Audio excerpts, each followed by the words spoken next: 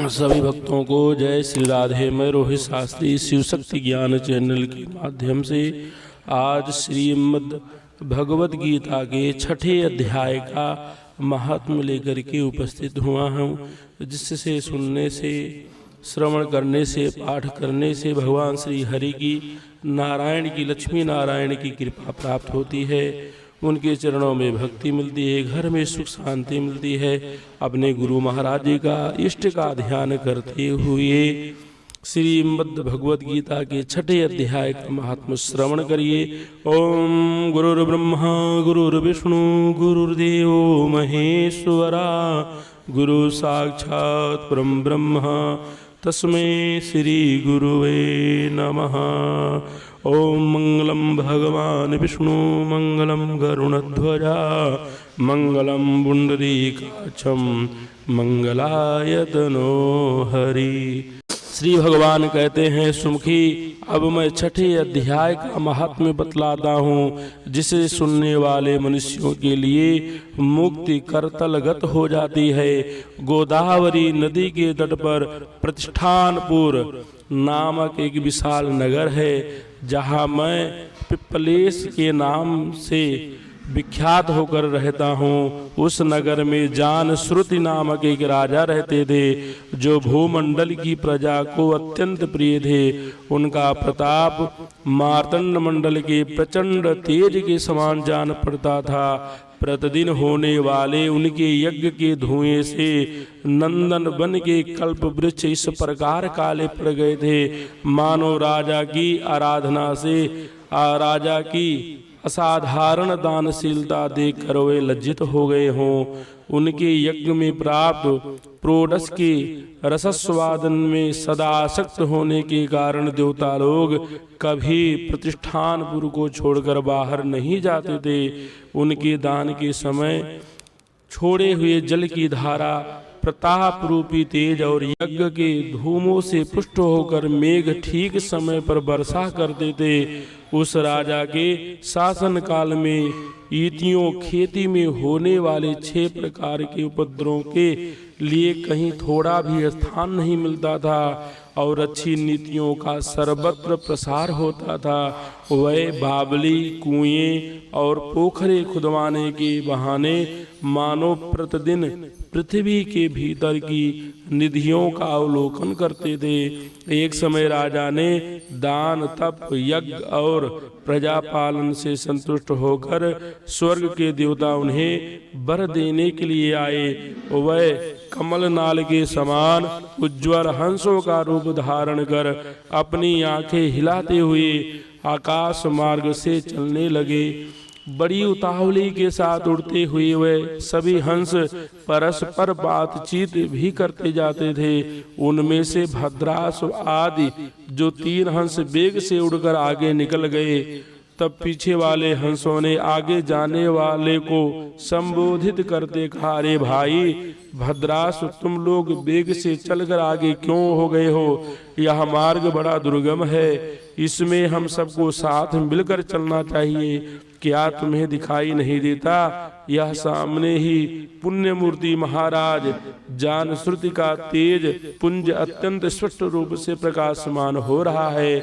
उस तेज से भस्म होने की आकांक्षा है, अतः सावधान होकर चलना चाहिए। पीछे वाले हंसों के वचन सुनकर आगे वाले हंस हंस पड़े और उच्च स्वर से उनकी बातों की अवहेलना करते हुए बोले, अरे भाई, क्या इस राजा जानश्रुति का तेज ब्रह्मवादी महात्मा रैक्यों के तेज से भी अधिक तीव्र है? हंसों की ये बात सुनकर राजा जानश्रुति अपने ऊंचे महल की छत से उतर गए और सुख पूर्वक आसन पर विराजमान हो अपने सारथियों को बुलाकर बोले, जाओ महात्मा, रैक्यों को यहाँ ले आओ। राजा का यह अमृत के समान वचन सुनकर मह नामक सारथी प्रसन्नता प्रकट करता हुआ नगर के बाहर निकला। सबसे पहले उसने मुक्तदायिनी काशीपुरी की यात्रा की, जहाँ जगत के स्वामी भगवान विश्वनाथ मनुष्यों को उपदेश दिया करते हैं। उसके बाद वह गया क्षेत्र में पहुंचा, जहाँ प्रफुल्ल नेत्र वाले भगवान गदाधर संपूर्ण लोगों का उद्धार करने के लिए वास करते हैं। तदंतर नाना तीर्थों में भ्रमण करता हुआ सारथी पापनाशिनी मथुरापुरी में गया। यह भगवान श्री कृष्ण का आदि स्थान है, जो परम महान एवं मोक्ष प्रदान करने वाला है। वेद और शास्त्रों में वह तीर्थ त्रिभुवनपति भगवान गोविंद के अवतार स्थान के नाम से प्रसिद्ध है। नाना देवता और ब्रह्मर्षि उसका सेवन करते हैं। मथुरा नगर कालिंदी यमुना के किनारे शोभा पाता है। उसकी आकृति अर्धचंद्र के समान प्रतीत होती है। वह सब तीर्थों की निवास से परिपूर्ण है। परम आनंद प्रदान करने के कारण सुंदर प्रतीत होता है। गोवर्धन पर्वत के होने से मथुरा मंडल की शोभा और भी बढ़ गई है। वह पवित्र वृक्षों और लताओं से आवृत है। वन है वह परम पुण्यमय तथा सबको विश्राम देने वाले श्रुतियों के सारभूत भगवान श्री कृष्ण की आधार भूमि है।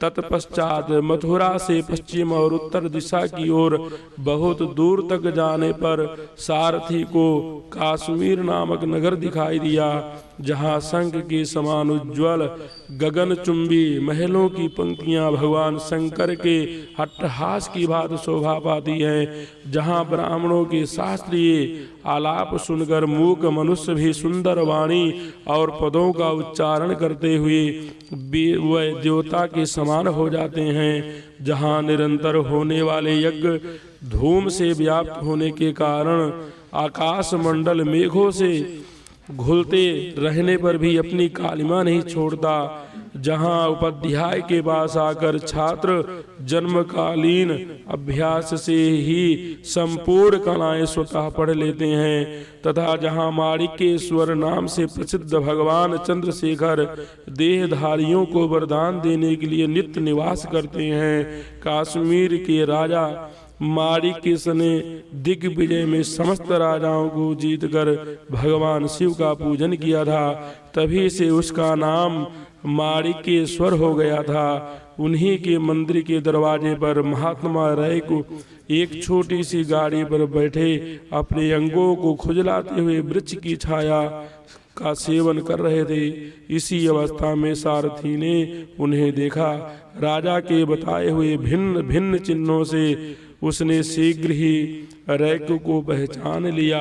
चरणों में प्रणाम करके कहा, ब्राह्मण, आप जिस स्थान पर रहते हैं आपका पूरा नाम क्या है? आप जो सदा स्वच्छंद विचरने वाले हैं, फिर यहाँ किस लिए ठहरे हैं? इस समय आपका क्या करने का विचार है? सारथी ने के वचन सुन परम आनंद में निमग्न महात्मा रैक ने कुछ सोचकर उससे कहा, यद्यपि हम पूर्ण काम हैं, हमें किसी वस्तु की आवश्यकता नहीं है, तथापि कोई भी हमारी मनोवृत्ति के अनुसार परिचर्या कर सकता है।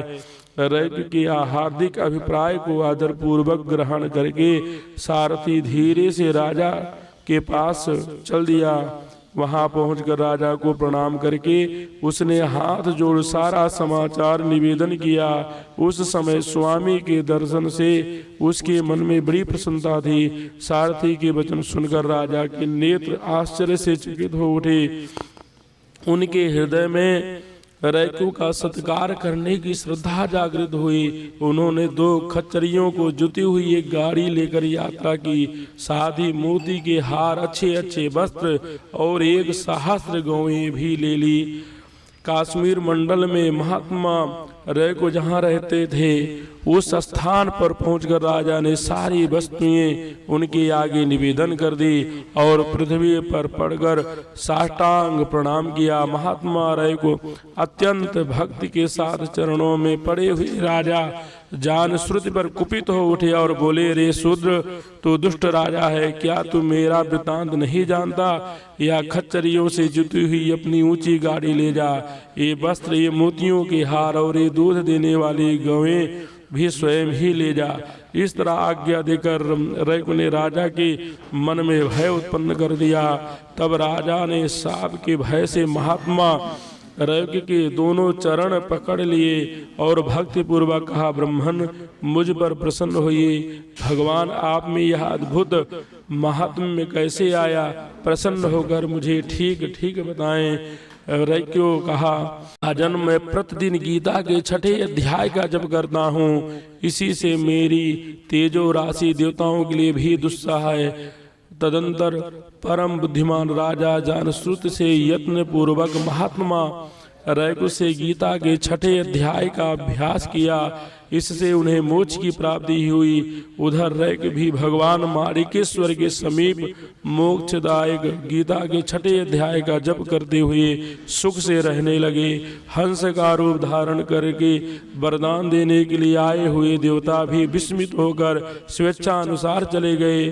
जो मनुष्य सदा इस एक ही अध्याय का जप करता है वह भी भगवान विष्णु के ही स्वरूप को प्राप्त होता है, इसमें तनिक भी संदेह नहीं है। बोलो कृष्ण भगवान की जय, बोलो लक्ष्मी नारायण भगवान की जय, बोलो शंकर भगवान की जय। यह श्रीमद् भगवद गीता पुराण के उत्तराखंड से लिया हुआ है। सभी भक्तों को जय श्री राधे। हर हर महादेव।